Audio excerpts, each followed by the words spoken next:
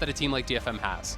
Certainly a lot of options to do that as well. Of course, it's always difficult because oftentimes drafting for that 4SK or for T1 rather, setting themselves up for success means putting Canna on things like the Cannon champion, who once he has that level 6 is very strong in that 8-minute Herald skirmish that we so frequently see. But now finally we are into picks and bans. Aurelia already getting taken off the board for the side of T1. DFM debating their first choice. Yeah, and if you saw on your screen there, coaches, Kazu is the coach now. He's not playing support for them. The DFM kind of 3 Korean Triforce is there, and this is what making this team so powerful. So straight into draft, straight into T1's first game at Worlds. Sin coming out as well, of course, following the LeBlanc. A lot of solo lane focus bans for now for the side of T1. Of course, we've seen a lot of high priority picks rise through the course of play-ins. Yuumi, obviously one of the new picks that has been added to that, at least theoretically, very high-powered, high-presence champion that could rise up. But in the meantime, pretty standard bans. Yeah, we're seeing a lot of trade-offs of first pick solo laners / 1-2 AD junglers. Things like MF Sinzao 1-2, picking support on 3, and leaving top lane till 5. Yeah, I'm going to be really interested to see if DFM actually leaves Jace up. Canna has been pretty much willing to first pick this, to blind pick this all the time in the LCK. It's something that was banned a lot against SKT because it's something that they really do like to play through, have that priority on the top side, use that to try to facilitate these Herald fights that I was talking about, have Oner get up there, try to play through this power lane, and if you do leave it up, there's a very high chance that we're going to see Canna on it.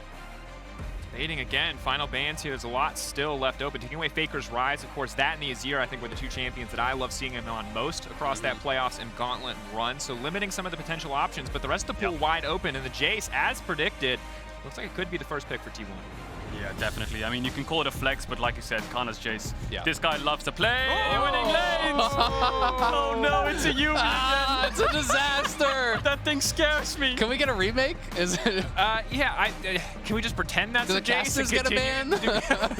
But the thing is, we've seen Yuumi already once in this tournament, right? Yeah. We're Sure. seeing it again. And it seems like T1 That's maybe true. was scrimming up against that one, right? They're in different groups. They're first and second seed. They believe Yuumi is pretty powerful. And Keria is known for playing loads of supports, right? We've seen him play Thresh, we've seen him play Echo, Telia. He even plays like Anivia support in solo queue. This guy can play anything. The thing is, like, Leona was wide open, and it's now been locked in by DFM. Yeah. And Keria was such an incredible Leona player. So Yuumi has to be really strong for this man to ignore the Leona that's just sitting there with open arms waiting for him and go for the cat. And I wonder if they're going to go Draven Yuumi, because we've seen a lot of Draven bans and we've seen a lot of Yuumi picks. I'm curious with that especially against Ezreal. I would love Draven Yuumi. Yeah, Ezreal blind pick, that sets up for Draven or MF Yuumi. Yeah, it would be really interesting to see. And I mean, one of the reasons that I just... okay. Talon coming through. Very likely will be Talon jungle here for Oner. Seraphine, another really strong pick. I don't know that we're going to see double enchanters unless they want to go like a true hyper carry. I do think that can work. I think enchanters we're actually seeing a lot less than I was expecting in play-ins, but that's one of the things that makes week 1 of groups so damn exciting, is the evolution of the meta from play-ins to groups, and then again from groups into the knockout stage. And Graves here, this could easily be top lane for Canna. We've saw that played earlier today. You can go multiple different builds. There's strong lethality builds. There's kind of the life drain tank style build with Shield Bow and Bloodthirster. It's a pretty flexible champion. It can push you in constantly. And it does make it really difficult to find a good matchup into him on that top side for Evi. Yeah, and wonder what jungler we're going to go for here for DFM. Looks like it's going to be Lillia locked in, Sinzao and Lee Sin banned away. And like you said, the Graves top kind of rose to fruition ever since the Fleet Footwork changes. That kind of made his lane a lot stronger. We saw electrocute Graves in mid lane, but now it's more towards the top side without base armor. It's really good into kind of bruiser champions or melee champions, which are AD, of course. Paired with the Talon, obviously you need some AP damage in mid, so see what Faker opts into for that. Things like Zoe could work pretty well, but I'm excited to see what AD carry they come out with, because now DFM have all the cards in their hands if they want to take those ADs away. Lucian going to be the first ban here. Wouldn't be surprised to see the Draven come out as the second ban again. Draven Yuumi was the big bad of Scrim rumors. Of course, rumors don't always translate to stage, but wouldn't be surprised to see a little bit of caution from the side of DFM as T1 really debate what they would like to take away. Certainly can set themselves up for a very positive topside matchup if that is where the Graves is going to go by limiting some of the potential picks. Yeah, it seems like an obvious place to throw a couple of bans up towards Evi, expecting that this Graves will be played by Canna. The Urgot going to get taken out. One of those matchups that can be pretty threatening. It's also, just to be honest, a champion that not a lot of people play. If you have less familiarity with it, it's going to be more comfortable for Canna to play against something that's more, in the meta. And I think it's a smart deny there against Evi, who had so much impact on it in play-ins. Yeah, expect DFM to go for top lane on 4 and then kind of last pick mid, unless there's some kind of priority mid they want to pick away. Last ban you expect to go towards an AD carry as well. And there's the Draven taken off the board. So Canna obviously gets another ban towards top side, and then I think Faker will have to blind pick mid. Waiting the final options here. They are just going to ban the Zoe.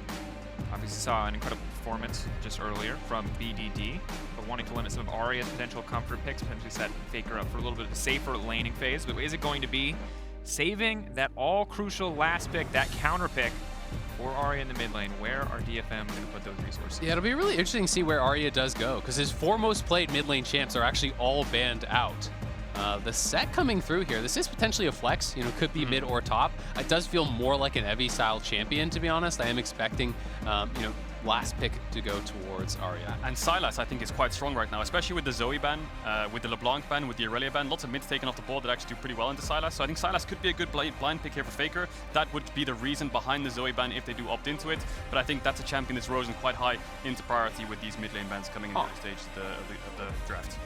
And honestly, Jhin, now locked in by Gumayusi. Not something I was expecting to see whatsoever. Now, of course, you can make Jhin very fast, which is fun, but not really strong in my experience. Obviously could still be very good overall, but maybe the idea is when you're putting the Yuumi on the Graves, you want a carry who can sit back from range, provide a little bit more utility. We're going to have to see how exactly this will work out in the laning phase, but it will be Faker's Azir up against the Orianna from Aria. So a little bit more slow, steady mid lane matchup here.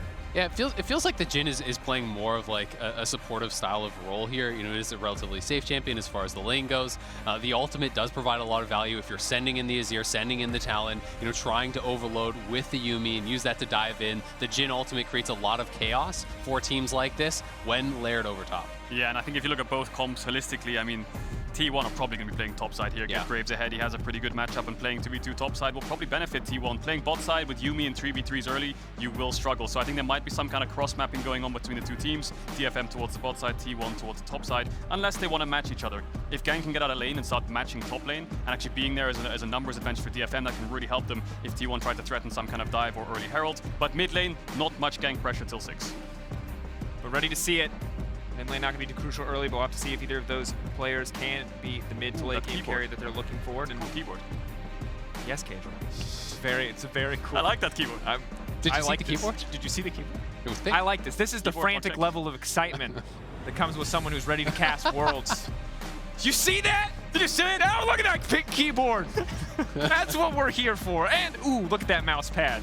We're here for an exciting game. DFM versus T1. T1 looking to come out swinging. Every game counts here in this group stage. It is only the double round robin. For DFM, yes, they've already made history, but can they take it one step further? Can they take down T1? That is the question on everyone's mind.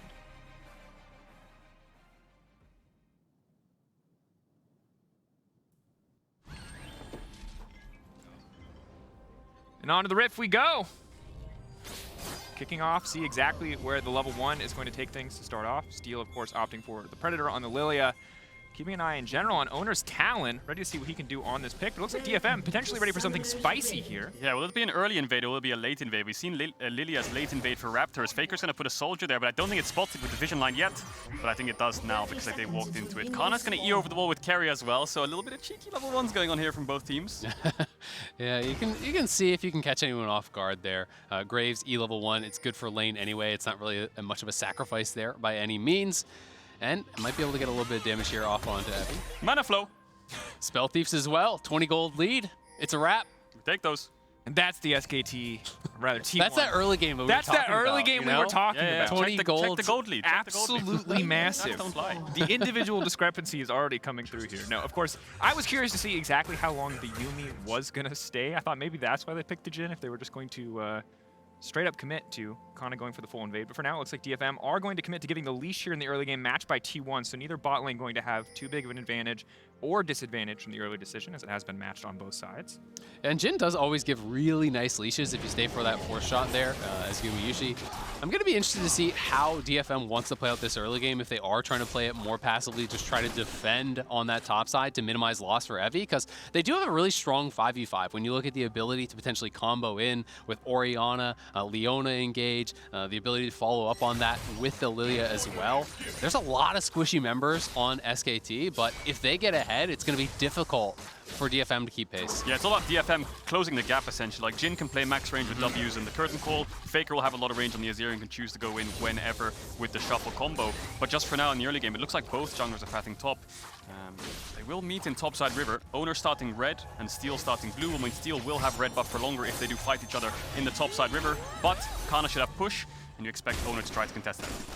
See how much more action they want to commit to on the top side for now, as mentioned. Just a jungle clear, a little bit of pressure on the bottom side for Gumayusi and Keria, of course. Level 1, that range advantage is going to be the biggest factor. Gaeng still level 1 from DFM, so Yutapon, they are opting to concede the push for now, as it's the ever so thrilling battle for push in the mid lane that we'll probably continue to see until a jungler rears their head here. Yeah, but if you look at the map right now, T1 have 3 pushing lanes. Bot has the push, top has the push, mid is contesting, but looks like it's winning out on the trades. So when both junglers full clear and look to crabs, Oner might be able to look for some kind of double crab unless Steel backtracks down to bot side. I'm going to be interested to see if T1 tries to use their bot side priority to actually defend the bottom crab while Oner takes top crab, try to do a double scuttle that way, or if Steel's even going to look towards it, because it does feel pretty risky to actually try to challenge in the river when T1 is just pushing in so far, and especially with Evi this low already. Yeah, and just as you say that, Ezreal, Gumayusi walks up and puts a ward in the bot side river to spot out Steel when he does go for that. They should know bot leash, but they're going into 2v2. Quick lockup, Yuumi coming out, trying to body block as much as possible. Yutapon, though, is burning, has to be careful. The reload coming in. Yutapon flashing, got a safety, ticking, and a Yuumi grabbing the first blood. Cat's out of the bag, and Gaeng might reach right into a body bag after a play like that. Has to run for the hills. He's got a flash. He's going to hold it. He'll wait as long as possible, but T1 coming out swinging. Yeah, DFM trying to go for a big play there, but didn't have the damage. You know, I think underestimating the exhaust there from Keria. It's so difficult when you shift in aggressively and you get exhausted immediately like that. They don't have the damage to actually finish off the Jhin, and now Aria getting pushed back incredibly hard. Yeah, the map's in such a rough state for T1. Both junglers are full clear and they're both pressing tab, looking at their lanes like, hey, top's down 10 CS, bot died 2v2, my mid laner's getting pushed in. What's happening? And if you look at the combat summoners, T1 have 3, DFM have 2. Ezreal is also Eing in front of 3 range creeps, right? So he's taking so much damage. Keria can kind of dismount from Gumayusi and auto-attack him as well. So bit of an overextension there from the DFM bot lane. I think Keria played it really well. You know, the immediate jump off of Gumayusi, stand in between the Ezreal and the Jhin. The Qs can't actually come through at that point, and it does make it pretty difficult. Faker going to be able to slide to safety. I like the move from Gaeng, because that is one of the advantages that you do have on Leona. And any mid laners out there will know how annoying that is when you're playing Azir and you get ganked by the enemy spot. Even if you don't die, the fact that you have to use WEQ to dash away, you lose your whole mana pool. So it looks like Faker might have to TP back, unless he saves it for the bot play, which might come in, but no, Gaeng just trying to contest this ping ward. Will get it, and Faker will TP back to the mid lane. But if you just look at across the CS numbers, DFM are really struggling right now. And I think in general, this was the T1 early game we were expecting to see. T1, of course, is a team, one of the strongest, if not the strongest early game in the LCK. Now, they don't always close it out cleanly, but they always build these leads cleanly, and it's something that DFM are experiencing firsthand now as Oner just goes into the mid lane, just gonna lay down a little bit of damage and help Faker secure the push. This is looking rough for Evi up on the top lane. The first plate is nearly already down pre-5 minutes. So that was with the turret defenses, with like double damage being taken to actually knock that down. He's already massively ahead in the farm. It does have his TP, but I think it's going to be a really, really tough one for Evi. If they lose control of mid lane, you're going to have Oner playing in the topside jungle, which means Steel can't actually get up there and threaten Canna, but the tower shots... Canna running for his life. Oner on the way in. It's a little bit of damage, but not nearly enough. Grit not stacked means Evi cannot finish the job. Yeah, Canna has TP, so he's going to definitely TP back here. Evi will probably match him, and Oner's just being such a nuisance. You see how mid was losing the push there for a split second? He ran, pushed it out with Faker, went to the enemy Raptors, spotted out Steel so his lanes can keep pushing, and then took away his Krugs because he's being such a nuisance. Steel can't contest because he has no pryos. So Oner, his only real job in this game is to find the enemy jungler so these pushing lanes don't get collapsed on. And you're so incredibly safe to do that as Talon. You know, you can just parkour out to safety if you run into Lillia. You know, pre-6, Lillia has really no recourse about it. Can't do anything for this. And Steel now trying to look towards the bottom side, but easily spotted out. And Faker's now moving down towards that river. So you're gonna have to see Steel being pretty careful. You got a feel for Steel. There's really no windows to find anything. I mean, you go towards bot, but Gaeng has no flash, so they can't gap close onto Gumayusi. The only real positive DFM have right now is Evi saved his TP. So maybe they can find some kind of TP play on bot when the T1 goes for a Drake or some kind of bot play, because he's the only TP available on the entire map right now. But if the lanes stay in the current state, DFM is going to fall further and further behind. And it's difficult too, because even if you go for that TP bot lane, you know Graves is taking at least one plate on the top side. So if you go and the play does not work out, you're putting yourself even further down. Lots of pressure on a single TP. It's so difficult to actually TP away from that wave when it's just relentlessly being shoved to your tower. As you say, there's going to be free damage put down.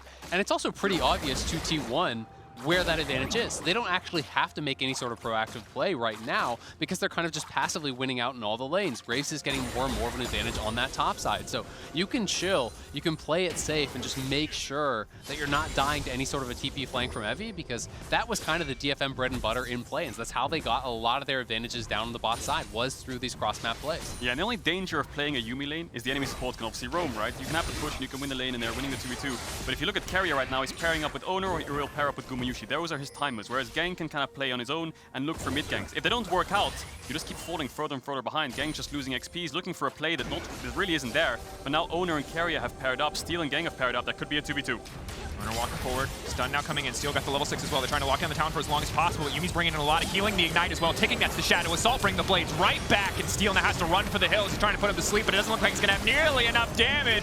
2 for T1. Aria trying to make his way out. Oner very low. The Ezreal take him down, but Aria just going to have to walk away from this one. Faker wants a kill too, but it looks like Curtain Call might have to be the final answer here. One last bullet. One more hitting. A little wide there, expecting the backstep, but will not predict it. Yeah, he almost got the third shot in there, the fourth shot in there to take down Aria. DFM even stepped into the river to contest anything, and T1 just instantly punished him. Man, look how rich Keria is, by the way. He bought a Lost Chapter. he's going damage. I think he's just probably going to go Lunans here. Got the early kill, just picked up a second, and has been constantly proccing the Spell Thieves because they were playing with the push. That's one of the things that's so nice about these Spell Thief supports, is you can get the gold off the tower, and here it is one more time. Oner running into Gaeng. There's just not nearly enough damage to actually knock down this town. Yeah, we see it in the Axe Effect replay here. Oner goes for the 2v2. But the thing is, they're a little bit split up. Gaeng and Steel aren't exactly on the same page because they're not together, right? Gaeng is looking for the play alone, and essentially what happens there is Oner face checks him, and it's responsive play. Hey, he's face checking me. Steel, come here. But the thing is, Faker can move quickly, and the 3v3 already kicks off, and Gaeng's dead. And the thing is, against a champion with as much sustain as Yuumi, if you split your damage, if you split your focus, you're not killing your intended target, and doubly so when you're very rapidly falling behind in gold. That said, you say Ludens, I say Canna's gonna run, and that was an oopsie. Steel now hopping her way in, prancing. He's getting dunked down. Is it enough? Oner on the way, and they might still be able to turn this. Canna might just be a killable. Steel, you're just too squishy. Oh, the Bambi flashbacks from MSI. They're coming in clutch. Canna's still gonna get taken down. Big fist comes in from Evi, and Oner gonna make it at least 2-for-1. You know, the Gandalf meme where he has, I have no memory of this, you know? Where Canna flashed away and then ults back into the team. What happened? It was a 2-for-1. We won the play. It was a bait, didn't you see? Perfect setup there for Oner. And people say Graves doesn't have gank assist. There it is. Just not quite assisting the right team, but it works out. Good bait overall, but you can see the power of Talon, right? Oner just feels like he's at the right place at the right time. Yes, he's been full clearing, but he's found Steel multiple times on top side, and you can use process of elimination. Steel's top side. I pushed him on his top side. Faker. Go. Aria getting scooped back. Talon does big damage. Shockwave good, but doesn't look like it's going to be good enough. Aria's still walking though. The Soldier's going to finish the job. Faker going to grab another one. That's a 4.5k gold lead to 10 minutes. And that's the punish on the missing flash, thanks to Gumayusi's roam earlier. The Jhin ult forced that out. They know they can get a kill, and now it's a smooth Herald transition right towards mid. And this game is quickly getting out of hand. They're already 4k up. Make it just about 5. Yeah. And the thing is, for T1, Oner especially is someone who I've kept my eye on a lot through tracking the pros. This guy is the highest elo player in solo queue right now out of all bootcamp players in Worlds. He's almost like top 10, I think, on the ladder, and he has such good raw mechanics as he goes on to Steel. Now going in, easy fast kill pickup. Not gonna see the Zenith Blade connect from Gaeng either, so that's it. He just walks out, walks in. He's just taking over the map. How can Yutapon even go into bots right now? If Oner flips over that wall, that's gonna be really scary. And guys, I think I figured it out. It's not a Ludens angle. It's an Everfrost angle. You see, if you strap a snare to a Talon, nobody's getting out. I mean, all this extra damage, that... This is Faker going in. It's just going to be for a trade. But, I mean, Keria does a significant amount of extra damage at this point in the game, right? And, you know, it's so easy for Oner to actually reach lethal damage with him strapped on. They have the Ignite. They have all the damage from the ult. And he's going a damage build. And Keria is really a real threat here when paired up with Oner. Yeah. DFM really struggling this game, of course. They're so far behind, almost 6k gold down in 11 minutes. But I think the fact that they're even here is such a big achievement for the region, right? We've said it many times before, but the first LGL team ever to make a World's group stage is a huge, huge achievement for this team and then for the region itself. And anything on top of that's just like cream on top of the pie. Sure, absolutely. And I think generally, when we look at how a lot of the smaller regions will take games off the bigger regions, it's usually through strong, aggressive, surprising early game. That said, that's where T1's strongest. So right now, things are looking very difficult. Evi going to go for the dunk back, going to pull in with the haymaker as well. Faker looking a little bit low, but Evi now going to be in trouble. Faker not afraid whatsoever, pushes him back, goes golden. He's playing for style points at this point. Yeah, Faker just TP's top. Aria doesn't have it yet. The TP back to lane because he keeps getting ganked. Felt the air on his backside. Just stretched his back. A little massage there. The sniper's training on his head, and he just happens to duck at the last moment. Here comes Oner. Little kitty cat strapped to his back, and I don't think they can go for the dive here, but maybe it can get turned on. Do they have enough burn damage? Shadow Assault now comes out. He's still trying to get it done. Gore Drinker keeping him healthy. He's got a Yuumi to ferry him out to safety. Red Smite almost got him. Oh, that was really close, actually. They were going pretty aggressive there. I mean, they didn't even have the Yuumi ult available. They're just igniting the Leona's at like 80% health, and now TP coming in here from Evi. They're looking for another play. Canna has to wait on the dash until Sett goes for the pullback. Now trying to walk back into range of Keria. He's got a big shield now coming in. Yuumi all being used early there. He's going to find the triple snare now. Going golden here on the Lillia. Damage going to get flashed away from Evi. Now going to be in trouble. And again, T1 just turning this play right back in their favor. Evi can run, but he's not going to get anything done. T1 is everywhere and anywhere. Faker's back in top lane. Keria's roaming top. Gumayusi's running bot. Steel's dead. Yeah, where did this cat come from? It's just a lone cat just wandering up the river. Whose cat is this? This is the Somebody lock this thing up. This is ridiculous. This is the Is that yours, Kazel? No, it's not my cat. It's not my cat. But this is the problem. I feel so bad for Steel. All 3 lanes are getting pushed in, but you have to do something. Is this the problem? That Yuumi has as much gold as the Orianna? Is that what you're the enemy jungler? Yeah. Because that could be a problem. Yeah. You know, generally, I don't think the games where the Yuumi has as much gold as I do go well, I would say. Gaeng, though, running. Still very tanky. Talon doing a lot of flips. He looks very cool. He's dead. Gaeng trying to get deep vision, but... Yeah, that's it. T1 kind of own the map right now. They own more than the river, so if you step in it, you're getting collapsed on non-stop. And DFM, almost 10k gold lead. They're really running out of plays. Yeah, I really don't like how Oner stole the kill from their carry, though. You know, carry really he could have got Ludens on the next base. Exactly. Sloppy stuff. Kind of weird, man. This is like maximum ancient Egypt playstyle. You respect the cat. Do not disrespect the cat. Cats are sacred. Give the cat all the kills. All right, Gumayusi pushing in the tower. This one should be easy. He has been a spectator to this absolute bloodbath. His job is to take the farm while Faker and Oner and Keria get to have some fun here in the mid lane. Aria just barely holding on. I don't think he thinks it's very fun. Yeah, when the game's this fast-paced, does T1 really care about dragons? It's a scaling objective, you know, stack up a few drakes, but no. Oner's just gonna gank bot, he's gonna gank mid. Now he's in top lane. Keria's chilling. Faker's taking mid tower. Yeah, it's a rough one.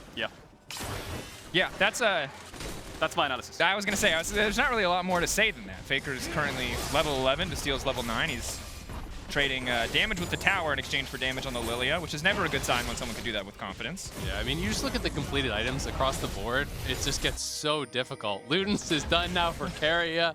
Let's go! I need to see the damage done. Yeah, I want to see the damage done. We got to get the damage done. Marcus, if you're listening, we need the damage done. This Yuumi has to be carrying the game right now. Gumayusi's just been pushing bot and pressing W every now and then, and Keria has probably like triple his damage right now. But maybe the play can come in here from DFM. They don't have any TPs. Right. Gumayusi. Nope. Oh, Gaeng misstepped. You thought the cat attached to someone was the threat, but it's the solo cat you got to be scared of. Gaeng running for the hills. The curtain call going a little bit wide, but the final shot is going to connect. At this point, really, the Jhin should attach to the Yuumi. Yeah, that's true. He can start riding around on the book, sniping people. He's got Swift, he's got a Gale Force. His only job is to run and then Gale Force towards someone else so Yuumi can reattach. If Keria buys like Berserker Greaves and then starts running around the map. Oh man, my God. look at the damage. That's so much damage. And that's 20% of his health. That's going to be bot tower as well. T1 have all 3 altars. I mean, props to T1, of course, for making so many plays around the map and just making sure that every single play DFM go for, which has majority of the time been either Steel looking for a gank or Gaeng looking for some kind of roam, they've just instantly shut it down. And your LoL Esports stats update, Jhin at 2.5k damage, Yuumi at more than 5k. There you go. Double. Yep. That's what you expect. Now, of course, see DFM can hold on in this play. Gaeng still going for the aggressive engage here onto Oner, but Oner just going to leap right back onto safety. Aria in the area. It's going to be a sleepy Graves, but he manages to get over the wall. Big shadow assault. Oh, parkour. Here we go, baby. Assassin's Creed. Jump forward, leap in. That's some Nakazi and diplomacy. A triple kill for Oner. Oh, I took the Quadra. No. Oner took Keria's Quadra. Yeah, Oner took the Quadra from Keria. That was an easy quadrangle. And look, it's Worlds, it's high stakes, but it's also a 14K gold lead. Yeah. DFM, they're going to have more games, they're going to have more opportunities, but until they start making the comeback, it's kind of hard to believe that it's possible. You take a look up at the top lane, and it's an Iron Spike Whip and a couple rubies against 2 full items, so that one's looking tough, and they're cracking the base here already 17 minutes in. Yeah. Team 1 looking incredibly Yutapon strong. let the inhib die. So maybe it's a freeze angle. Maybe we're freezing in bot. That's a comeback. Yeah, it's a freezer in bot angle and late game, I guess. How late is late game? We're talking 40, 50 more.